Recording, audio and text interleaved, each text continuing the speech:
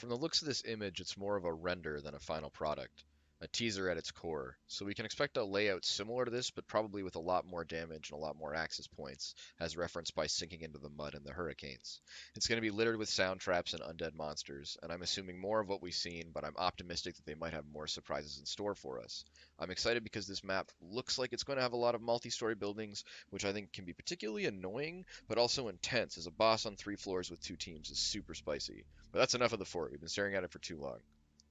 So we're going to have a railroad that runs through the map, but we'll likely see broken and ruined tracks, and despite my naive hopes, we're obviously not going to have any kind of functional train. It makes sense, but I just think it would be sweet. Like, I don't know, I might just be hyped for Red Dead Redemption 2, which, by the way, just super depressing because I don't have a PS4.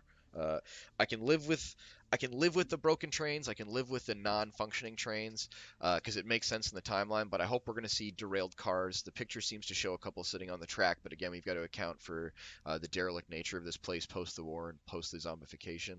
I look forward to the high ground, low ground game along the tracks and hopefully being able to get up on the roofs and the tops of the carts. I think it really hits that Western vibe, and I like what I'm seeing. So it's winning me over as I brace for the impact of not having Red Dead Redemption on PC. We can definitely infer this will be a clue location slash site in the new map, and what I like about it, besides that sweet sniper crow's nest up there, is the height of the building in the back. Also the width of the floor. It doesn't just look like a high tower, it actually looks like there's some space up there. It's easy to do crow's nest like they've done with Healing Waters Church and sort of 2 ladders up to a high crow's nest, but I like the idea of multiple floors, and again, to repeat myself, a multiple floor boss fight just sounds like a lot more interesting of a hunt and less of a repetitive NPC battle. Also, we can see 2 small houses and a warehouse and something much bigger, so we can expect multiple locales for the boss to spawn in and likely double clue locations as well. But again, I'm speculating.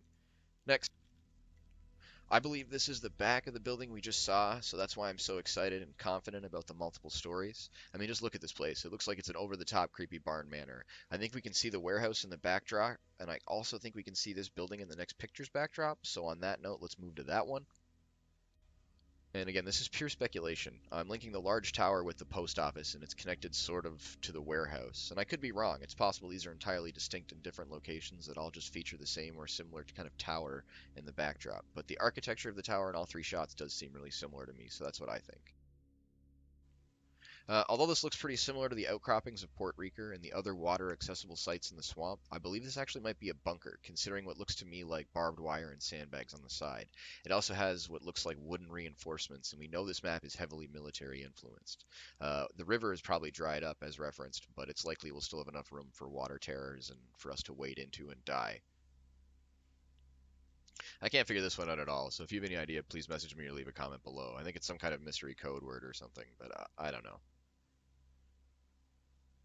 So the military feel of this map is undeniable because there's hardly a photo of any kind of geography in this so much as it's clearly just a picture of the 2 fighting factions. So to me, this is an indicator of the surplus of corpses we're going to see strewn across the map.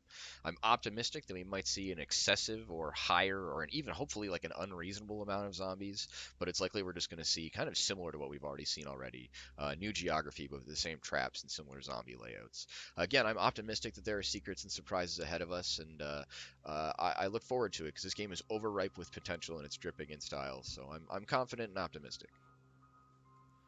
This to me is just further evidence of the bunkers, but these might also be the cannons that we could see on the far side of the first image or the render concept for Fort Karmic. The backdrop looks less familiar, however, so I wonder if this might not be an area altogether unknown to us yet. I'm intrigued by this sort of large chute slash bridgeway that seems to end or hang open here, and this could perhaps be like an entrenched location or a mine. And the Karmic article does mention that there's a nearby ironworks, so it's possible this could be a mill or a mining facility, and it's certainly something worth defending, which might be why you have this military picture here. I don't recognize this rifle. It looks more like a vintage aged rifle and would certainly fit the aesthetic of the game, but would also be pretty out of date given that the war came in 1861 according to the teaser. So as far as I can tell from the lore books, this game seems to be set in the late 1800s, like early like turn of the century pre-World War One. And interestingly enough, while I was trying to figure out the timeline, I ended up finding out that Karmic is a real person in the military. So I'm posting that wiki link below and you can check that out. I haven't checked for any kind of spoopy foreshadowing details, but maybe there's something in there. Regardless, I hope this is a new weapon because I really think there's tons of room for wacky and weird stuff, and I like it. I want to see them and craft them, and I'm optimistic about their next update. Yeah, so we'll see what happens. I think this is just another view of the post office warehouse again, but it's also our first taste of what we'll see the map littered with, and also crows. So many crows. Literally the same thing from a different angle. I might be confusing two different places, but what stands out to me from both of these pictures is the surplus of corpses in post-war Lawson. So hopefully we get to see just tons of zombies. So here we have a picture of a bridge, I think. It's pretty self-explanatory.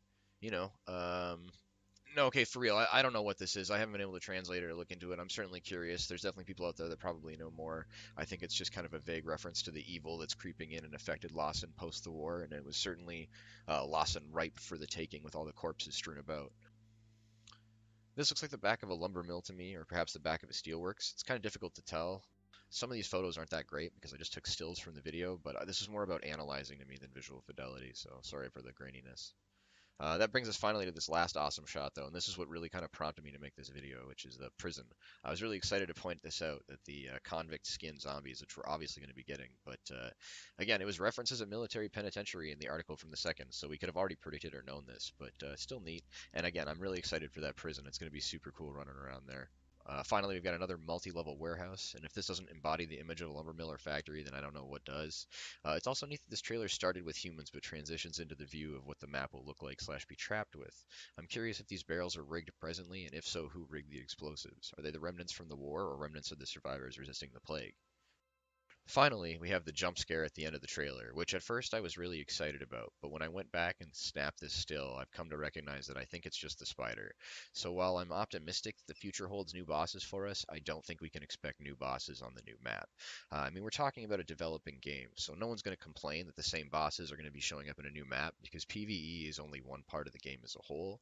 But that being said, I'm still optimistic that we'll see some new stuff in the future, and I hope to see it as well, because the Butcher and the Spider, as cool as they are, there's some good ideas out there, and there's been some good ideas posted, and I hope we'll see some cool stuff in the future. If you think I missed anything, or if you agree with me or disagree with me, let me know in the comments. And otherwise, man, get hype because I'm excited for the new map, and I hope you are too. Cheers, thanks for watching.